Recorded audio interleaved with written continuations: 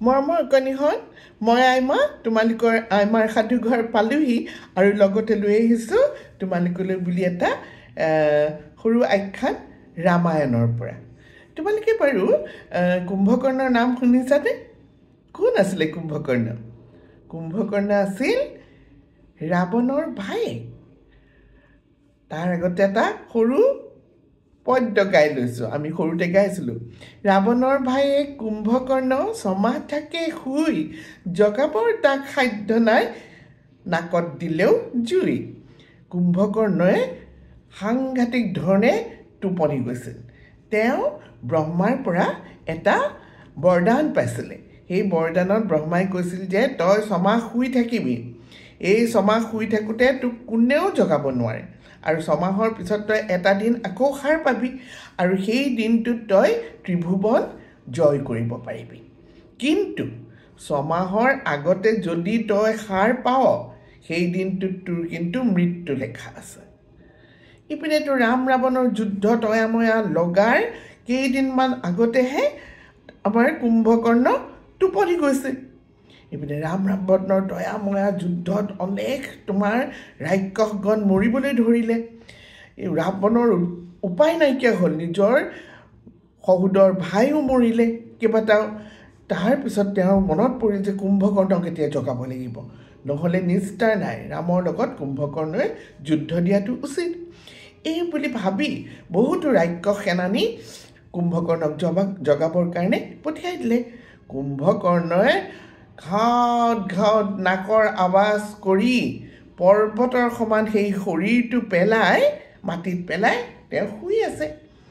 আৰু যাবলৈ ওচৰত সাধ্য নাই, এই প্ৰকাণ্ড শৰীৰটোত কোনে বগাব? তাৰপিছত সকলোৱে জখলা চখলা লগাই কোনোমতে তেওঁৰ গাৰ ওপৰত উঠিলগৈ। সকলোকে দেখিবলৈ একোটা একোটা ক্ষুদ্ৰ মাখিৰ নিচিনাহে দেখিছে তেওঁৰ আকাৰটোৰ লগত। তাৰপিছত সকলোৱে চেষ্টা কৰিছে, কাণত তোমাৰ কুৰকুৰাই দিছে, নাকত কুৰকুৰাই দিছে, জঁপিয়াইছে গাৰ ওপৰত। নাই, কুম্ভকৰ্ণৰ সাৰ শব্দ নাই। তেওঁ কি কৰিব এতিয়া? সকলোৰে চিন্তা হ'ল, ঢোল বজাইছে, কিবা কৰিছে, কিন্তু কুম্ভকৰ্ণৰ যি টোপনি, সেই টোপনিৰ পৰা কাৰো সাধ্য হোৱা নাই তোমাৰ জগাবলৈ। কিছুমান ৰাক্ষস কুম্ভকৰ্ণৰ প্ৰকাণ্ড ডাঙৰ নাকৰ ফুটাৰে সৰুপ সৰুপকৈ সোমাই সিপিনেৰে ওলাই যাবলৈ ধৰিলে। নিশাহত বহুতো তোমাৰ ৰাক্ষস উফৰি উফৰি বতাহৰ নিচিনাকৈ উৰি উৰি গৈ পেলাই ক'ৰবাত পৰিলগৈ। মুঠৰ ওপৰত এখন হাৰাশাস্তি কুম্ভকৰ্ণক উঠাবলৈ গৈ। এইবাৰ লৈ আহিলে দঁতাল কিছুমান হাতী। সেই হাতীবিলাকে দাঁতেৰে খুচি খুচি যেতিয়া দিলে, তেতিয়াহে কোনোমতে তোমাৰ কুম্ভকৰ্ণ সাৰ পালে। সাৰ পাই কুম্ভকৰ্ণৰ কি খং গৰজি উঠিলে, কোনে মোক জগালে, কোনে মোক জগালে এই বুলি কৈ দেখিলে যে মুখৰ আগত একদম পাহাৰৰ সমান কেইবা বস্তুৰে দমাই কেইবাখনো খাদ্যৰ থাল। তেওঁ গোগ্ৰাসে গোটেই সোপা খালে। খাই পেলাই ৰাৱণৰ ওচৰলৈ গ'ল। ৰাৱণৰ ওচৰত গৈ পেলাই বিস্তাৰে ক'লে যে মোক কিয় জগালে এনেকৈ সময় নহওঁতে? কৈছে উপায় নাই, তই এতিয়া ৰামৰ লগত তই যুদ্ধ কৰিব লাগিব। আমাৰ এখন প্ৰকাণ্ড যুদ্ধ চলি আছে, তইতো গমেই পোৱা নাই, শুই আছ। এতিয়া এই ৰামৰ লগত তই যদি যুদ্ধ নকৰ, আমাৰ লংকা চাৰখাৰ হ'ব এতিয়া। বুলি কওঁতে আৰু কুম্ভকৰ্ণে গোটেই কথাখিনি বুজি সুজি যুদ্ধস্থলীলৈ গ'ল। এইবাৰ যুদ্ধস্থলীত তয়া ময়া তোমাৰ যুদ্ধ হ'বলৈ ধৰিলে।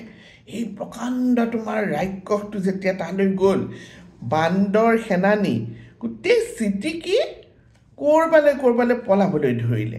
জাম্বৱন্ত, নীল, তোমাৰ সুগ্ৰীৱ, তাৰপিছত হনুমান সকলো পলাবলৈ ধৰিলে। আৰু ৰামে ব্ৰহ্মাস্ত্ৰৰ পৰা আদি কৰি নানান অস্ত্ৰ প্ৰয়োগ কৰিও তোমাৰ কুম্ভকৰ্ণক হৰুৱাব পৰা নাই বা মাৰি পেলাব পৰা নাই। এইবাৰ তেওঁৰ মনলৈ আহিলে যে মই মহা অস্ত্ৰ এতিয়া মানে ব্যৱহাৰ কৰিব লাগিব, আৰু তেতিয়াহে চাগে এই প্ৰকাণ্ড কুম্ভকৰ্ণক মাৰিব পৰা যাব।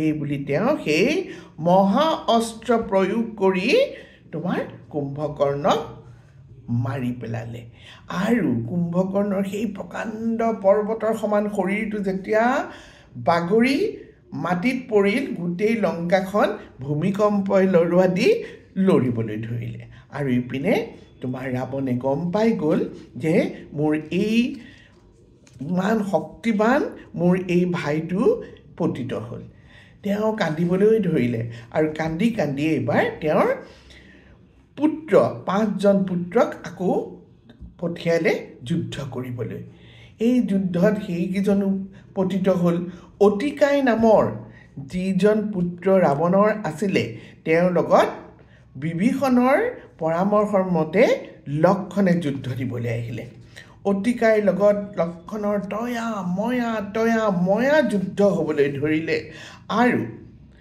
বিভীষণৰ ইংগিত মতে লক্ষণে ব্ৰহ্ম শিৱ অস্ত্ৰৰ দ্বাৰা কি অস্ত্ৰ ব্ৰহ্ম শিৱ অস্ত্ৰ বৰ পাৱাৰফুল শক্তিশালী এবিধ অস্ত্ৰ সেয়া প্ৰয়োগ কৰি তোমাৰ অতিকায়কো নিধন কৰিলে আৰু অতিকায়ো তোমাৰ যুদ্ধত নিহত হ'ল এইদৰেই এই ৰাম ৰাৱণৰ যুদ্ধ চলি থাকিল আৰু শেষত ৰাৱণক কোনে মাৰিলে ৰামে বধ কৰিলে নহয়নে এনেকুৱা সৰু সৰু বহুতো কাহিনী তাৰমানে ৰামায়ণৰ ভিতৰত আছে ৰামায়ণ সেইকাৰণে এখন মহাকাব্য তাত ঢেৰ কাহিনী লগ লগাই ৰামায়ণখন হৈছে অকল ৰাম ৰাৱণৰ যুদ্ধই নহয় বা সীতাহৰণেই নহয় তাত নানানটা তোমাৰ কাহিনী লগ লাগিছে